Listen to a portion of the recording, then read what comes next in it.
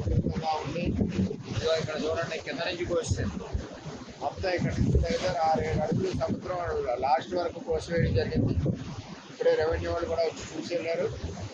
ఈ ఎడ్డి నుంచి ఏదైతే ఉన్నాయో లోపల వరకు ఈ నీళ్ళు ఏదైతే అన్నా వాటిని కూడా రికార్డ్ చేస్తామని చెప్పి తెలియజేశారు.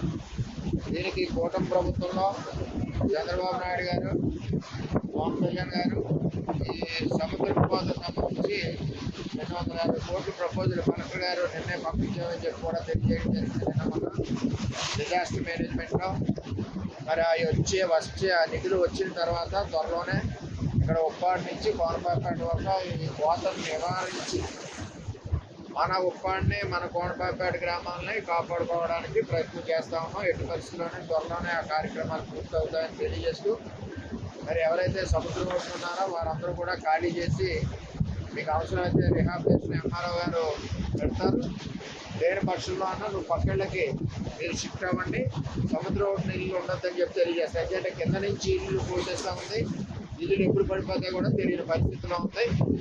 కోత గురైన వాళ్ళందరికీ కూడా మన ప్రభుత్వం కూటమి ప్రభుత్వంలో పట్టాలు ఇవ్వాలని చెప్పి ఉప్పాడ సముద్రవారం ఉన్న వాళ్ళందరికీ కూడా మేము వర్కౌట్ చేస్తా ఉన్నాం. త్వరలోనే ఆ కార్యక్రమం కూడా చూస్తామని చెప్పి తెలియజేస్తాం.